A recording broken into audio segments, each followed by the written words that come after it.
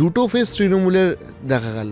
একটা হচ্ছে যে দীর্ঘদিন ধরে তৃণমূল আন্দোলন করছে কিন্তু ক্ষমতায় আসতে পারছে না, আবার যখন তৃণমূল ক্ষমতা এলো তখন তৃণমূল টানা থেকে গেল। তো এই যে পরিবর্তন বা থেকে যাবে আরো 20 হ্যাঁ, বছর, এই যে যতদিন মমতা সুস্থ আছেন থেকে যাবে। এই শিফটটা কি করে হলো?